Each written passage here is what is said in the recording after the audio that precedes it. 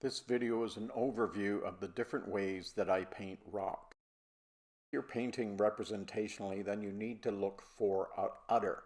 In the case of a cow, it's the udder. Even if that cow has leopard spots on it, you can still recognize it as a cow. A giraffe has a long neck. Trees have trunks and branches. Does a rock have udder? Here we have something that is questionable. Is this a rock or is this a dog? This is actually called the dancing bear, but I don't think they remember what bears look like in England. Do rocks have udder? Neutral colors usually, cracks often, texture varied, shape extremely varied, surroundings like trees and lakes help you say rock. The key when you're doing rocks is random. Another difficulty in painting rocks is local color versus foreign color. Local color is the actual color of the rock under normal daytime lighting. The foreign color is what gives us the idea of the shape, the shadows and the highlights. In this picture you can see that the red and gray rock shown by the arrow is under daylight and is quite different than in the foreground where we have the shadowed rock. We also can get some darker colors where the water meets the rock and the water can actually darken the rock. One of the next things you want to do is vary the cracks. Solid even lines around a rock make it look like a cartoon. Try some wide lines that actually represent a shadowed side of the rock. Some narrow lines that taper from zero back to wide. Scores in rock are where glaciers have scratched into the rock surface and are very shallow, and you can represent that with the same color, just slightly darker, or just generally a slightly darker color. To show a deeper crack, take it from a light color into a darker color as you move deeper into the crack. Use all the different colors that you've used in the rock. Shadows are not devoid of color. Use line direction. This is a really good way to show the shape of the rock. If the rock is going down a curve, you curve the line. If it's laying flat on a surface, try to keep the line more horizontal. Let that line describe the rock. In this photo, you can see samples of the actual cracks. This is one going from thick to thin. This is actually the side of a rock where you can see the larger shadow. And this last arrow is pointing to some very faint cracks.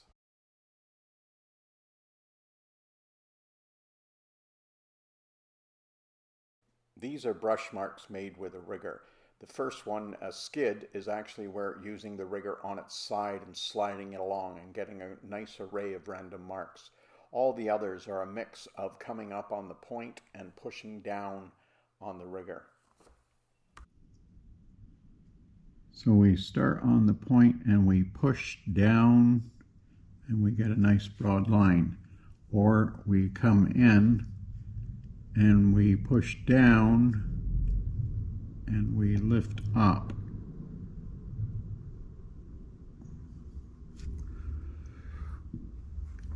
That's with a number 6. And so this is a number 1. Just hold that. We'll just pull along and push down. So that's a fully loaded brush.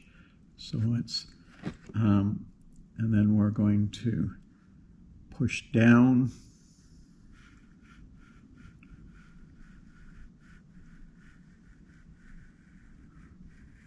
And gradually come up. So we'll take some of that. So now we've got a nearly empty brush. And so we can start off with a fairly thin line.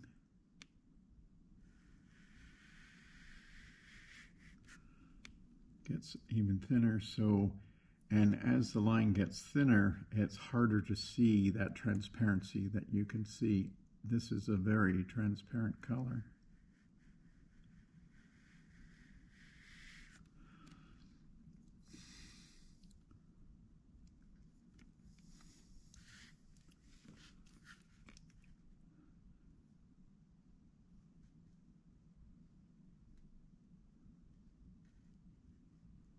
This is just a mix of pushing down and lifting up.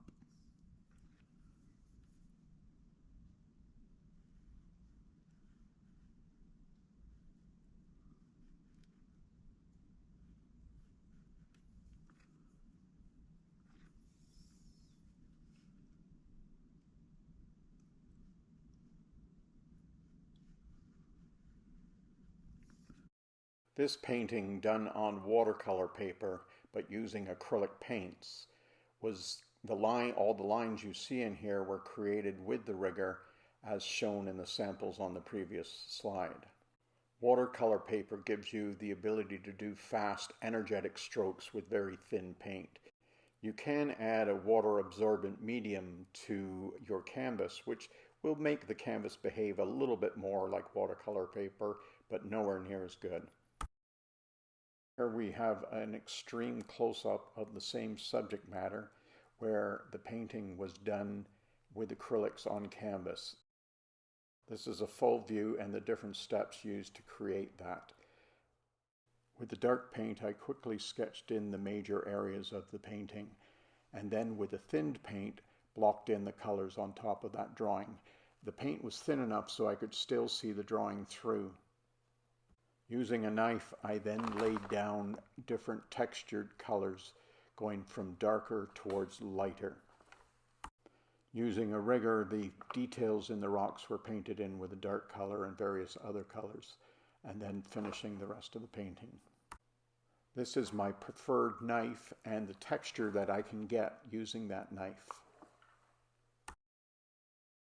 To get this texture, I load the knife both sides very evenly, just a thin coat of paint. The paint is then applied to the surface, holding the knife parallel to the surface. When the knife is freshly loaded, you use a light pressure, and as the paint is used up, you apply more pressure. You can flip the knife over and use the paint on the other side, laying different colors on top of each other, working from the dark to the light to build the texture. Sliding it sideways.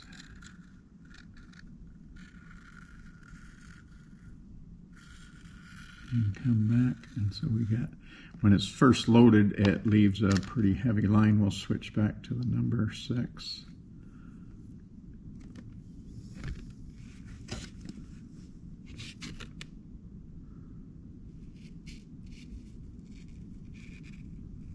And you can roll it.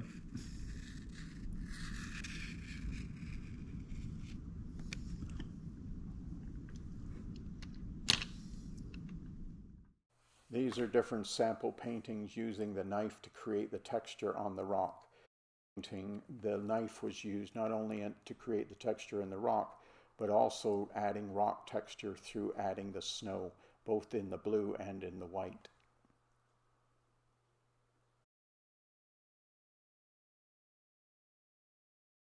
In sedimentary rock, like the Niagara Escarpment, I prefer to use the flat color approach, blocking in the different colors of the darks and lights of the escarpment, and then gradually adding detail going from the darks towards the light. Each time I'm doing short strokes representing a fracture in the rock. In this close-up, you can see the short strokes and how the cracks are created by the darker color in behind each stroke.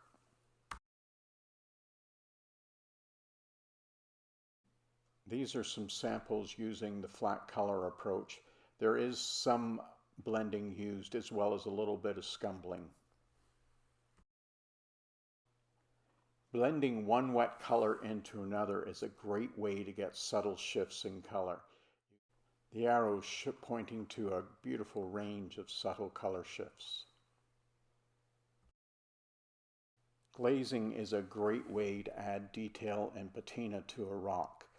In this particular painting, the whole canvas was painted a off-white color using yellow ochre and white. Then using a pencil or graphite, I sketched in the different rock shapes. These had to be sealed with medium before the painting could be continued. Additional lines were added with the rigger in different colors. After this was dried, very thin down acrylic paint was allowed to run down the canvas, creating the patina on the rock. These are other sample paintings where I've used that watered down acrylic paint to create the stains running down the rock surface.